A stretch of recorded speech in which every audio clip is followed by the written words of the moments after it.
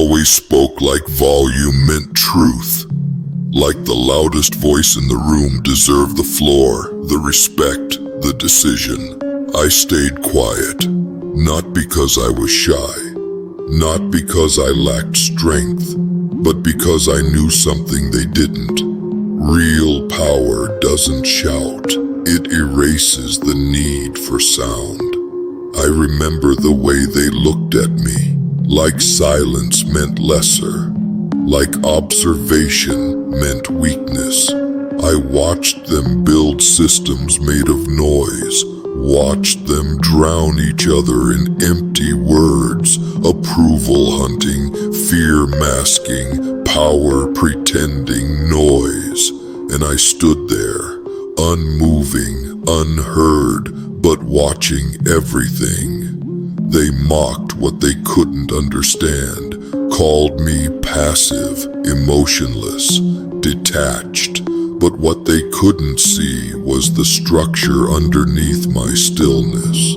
They never noticed the tremor behind my stare. They were too busy performing for each other to realize I was memorizing the rhythm and preparing to kill the music. It wasn't one moment, it was all of them. Every time I was talked over, every time my calm was misread, every time they thought silence meant absence.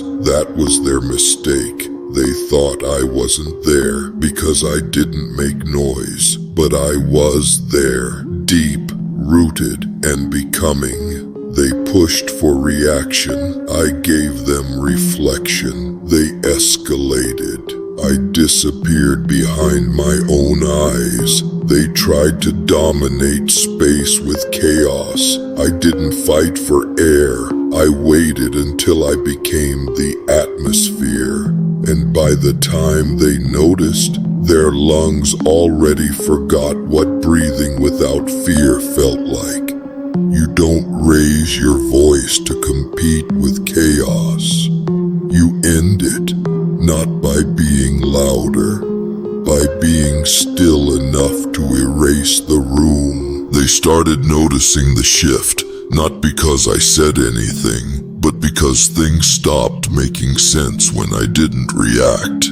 Meetings that once felt coordinated turned fractured. Words repeated themselves. Logic dissolved into noise, because without someone to absorb it, noise collapses on itself. I didn't raise a hand. I didn't interrupt. I just wasn't available anymore. They asked me questions. I stared. They made jokes. I blinked. They tried to provoke me. I tilted my head, slow and silent, like I was looking at something already gone. It wasn't defiance, it was detachment. Not the kind you fake to protect yourself, but the kind that happens when the world loses its right to your energy. Their smiles faltered first, then their voices, because people rely on feedback to feel real. I stopped giving it, and in that silence, they began unraveling, not because I attacked, but because I didn't catch them when they fell into their own echoes. I remember one of them saying, "You used to be more involved." I looked at him. He looked away. That's when I knew. He wasn't asking me to participate. He was begging me to validate his relevance. I didn't. I never will again. Silence isn't withdrawal. Silence is structure. I don't need to explain what they did. I lived it. I carried it. Then I dropped it. And when something heavy gets dropped, it shakes the floor, whether you meant to or not. This isn't revenge. This isn't rebellion. This is what it looks like when the quiet one stops playing dead.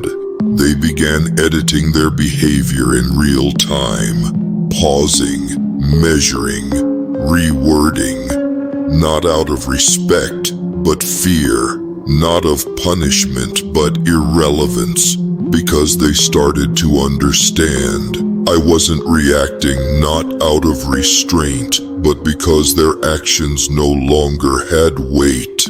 Their chaos didn't ripple through me. It passed over, empty, pointless. They started watching me, quietly, from across rooms, gauging, guessing, trying to read a silence that refused to give them anything. And that's what shook them most, realizing I wasn't withholding. I was just done. You see, when noise loses power, it panics. It gets louder, then sloppy, then desperate. That's where they are now, clutching onto tone, tempo, words like tools, as if clarity could be manufactured, as if presence could be faked. But you can't build stability on volume, and once they figured out I wasn't listening, they stopped making sense, even to themselves. They started over-apologizing for things I never questioned, explaining decisions I didn't contest. It wasn't guilt. It was collapse, because when silence enters the room and refuses to flinch, it breaks the illusion that noise ever held control. They thought I was numb. I'm not. I feel everything. That's why I don't waste motion. That's why I don't waste sound. There is no mercy in me, not because I hate them, but because I refuse to feed them, not with attention, not with anger, nothing. This is not distance, this is extraction. They stayed loud. I became the environment. They started flinching before they spoke, checking themselves, lowering their tone, not because I asked, because I didn't. That's the part they can't tolerate. Silence with no request. Presence without permission. I never said a word, but they all adjusted like I had redrawn the rules. And maybe I had, just not out loud. The room began to feel like a hallway, narrow, long, echoing too much. Every word bounced back too fast, too sharp. They were no longer speaking for clarity. They were speaking to fill the space I refused to claim, and when I didn't fill it, it became unbearable. Someone tried to confront me once, said I was withholding, that I was disengaged. I didn't answer, just held the stare, watched him trip over his own echo. He filled the silence like it owed him comfort. But it didn't. Silence only owes truth. And that's what breaks people. Truth that doesn't speak, but stays. They've built their identities on reactions, validation, applause. I offered none. And suddenly their confidence felt borrowed, fragile, conditional. Because when someone refuses to echo you, you either stop speaking or start spiraling. And they spiraled. I wasn't cold to punish them. I was cold because warmth became currency, and I stopped paying. This version of me doesn't blink. It doesn't warn. It just is. And they hate it because they can't stop hearing themselves inside the silence I never broke. I didn't wake up one day and decide to become this. There was no single spark, just pressure. Constant, quiet pressure. The kind that grinds you down while pretending to lift you up. Smile more, say less, be part of the team. Don't take things personally. Sit still and absorb the chaos. Make it look easy. And I did, for too long. But here's what they never prepared for. Someone who listened too well. Someone who absorbed it all. Every dismissal, every command masked as care, every demand dressed as encouragement. I didn't explode, I condensed. I became dense, cold, unshakable. They thought silence meant survival. They were wrong. For me, it meant evolution. I stopped speaking not to preserve peace, but to build something they couldn't survive inside. A version of me with no exit doors for them. This wasn't withdrawal. This was detachment with precision. I didn't erase the room because I was tired of it. I erased it because I outgrew it. They wanted power to be loud. I made it quiet. They wanted resistance to scream.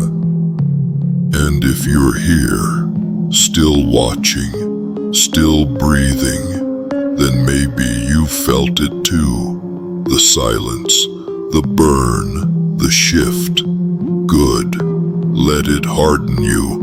Let it mute everything that never deserved your voice. Let it build the monster they'll never see coming. Subscribe, not to hear more, to remember this. You didn't walk in, you shut the door. They stopped finishing their sentences. Words dangled incomplete, like they were waiting for permission that never came. I wasn't denying them anything, I just wasn't giving them an anchor.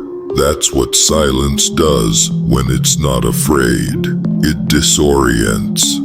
I didn't have to speak to change the room. My stillness was contagious. My presence rewrote the hierarchy. They used to compete for attention. Now they avoid it. Because when you become the standard, they stop trying to win. They start trying not to lose. No one told them what changed. There was no memo, no shift in rules. Just absence, my absence from their rhythm, and that's all it took. They slowed down, they hesitated, because when someone stops reacting, you start questioning if your voice was ever real to begin with. One of them laughed, too loud. It cracked like glass. Everyone heard it, but no one followed. He looked around for support and found eyes. Just eyes. Not approval, not agreement. Just the kind of gaze that says, "You don't belong to this quiet." That's how I knew it was done. Not because they feared me, because they feared what I didn't do. I never yelled. I never fought back. I didn't command the room, I replaced it. I didn't want control. I became what made control irrelevant. They started rewriting the story. Whispered versions of who I used to be. Not to remember me, but to reduce me, to soften the silence. He used to be passionate. He just needs a break. He's probably dealing with something. Anything to make my absence about weakness instead of choice. Because if I chose this, then they're not safe. And they know it. I heard the narratives change, not publicly. In back rooms, in quiet messages. They never said it to my face. Because they understood. My silence wasn't broken. It was sharpened. And anything dull thrown at it would shatter. I didn't need to correct them. I let them talk. I let them guess. And with every guess, they gave me more power. The truth is, they weren't trying to understand me. They were trying to survive me. Because they built a system that relied on performance, noise, and reaction. I was the only part that didn't dance. I was the glitch that revealed the script. They stopped making eye contact. At first it was subtle, glances that slid away too quickly, nods that avoided direction, but then it became deliberate.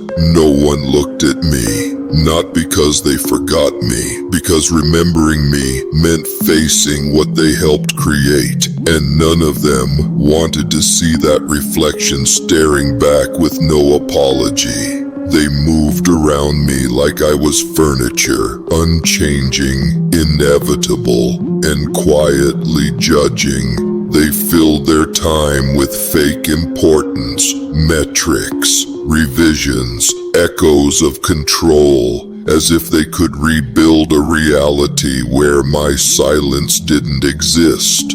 But it did. It spread like a weightless fog, no sound, just presence, and presence without dialogue. It turns people into actors without a script. One of them dropped a comment once, just loud enough. He used to care. It wasn't an accusation, it was a plea, but I didn't answer because I'd already buried that version of myself, the one who stayed late, the one who nodded through disrespect, the one who thought silence was patience. That version died the moment I realized they didn't deserve my noise either. Now they look busy to each other, but when I pass, their hands freeze, their words thin, because deep down they know nothing they say lands anywhere. I'm not resisting them, I've just left the conversation without leaving the room. They still talk, but now they're only talking to stop the room from collapsing, not to be heard, just to prove for one more moment they still exist. No one tries to bring me back. They've stopped pretending it's temporary, that I'll warm up, reconnect, return, because what I left behind wasn't a version of myself. It was a noise they mistook for me. And once it was gone, they realized they'd never known the real version, the one that listens without needing to respond, the one that burns, not with rage, but with absence. Now they restructure everything around that absence. Timelines adjust, dynamics shift, conversations reroute to avoid the gravity I've become. They don't fear what I'll say. They fear what their words will sound like when they land in a place that doesn't echo. That's the consequence of becoming still, not invisible, not irrelevant, unreachable. And that kind of presence doesn't ask for room. It is the room. They orbit around it like something sacred or cursed, unsure which, but certain they can't touch it. Sometimes I see it in their faces, the realization that they didn't lose influence over me. They never had it. They mistook compliance for connection, mistook silence for submission, and now they know. It was never fear keeping me quiet, it was clarity. They talk softer now, not out of respect, out of erosion, because when noise keeps hitting a wall that doesn't move, eventually the noise breaks. I never raised my voice, but I erased the room. And they watched it happen, brick by brick, silence by silence. Now they speak like survivors, not participants. Every word sounds like aftermath. They're not debating, not building, just trying to stay above whatever they drowned in. And me, I haven't moved, I haven't changed. That's what unsettles them the most, that I stayed still long enough for the room to become unrecognizable around me. They stopped trying to explain me, stopped naming it, the silence, the cold, the weight. It became part of the architecture, like walls that were always there, but now they press in harder. They thought I was a phase, now I'm the air, and what's left? A room where people enter cautiously, speak carefully, leave quickly. A space where control used to feel natural, but now it feels like pretending. No one knows who's in charge anymore. Not because I took it, because I showed them what it looks like when power doesn't need to move to dominate. I never needed them to fear me. I needed them to feel themselves without the illusion I used to reflect back. And that's what remains, not silence. Absence with memory. A void that remembers every attempt to fill it and forgives none of them. I didn't leave. I just stayed so still. They vanished around me. Subscribe, not for more, for less. Less noise, less pretending, more of who you were before the volume took over.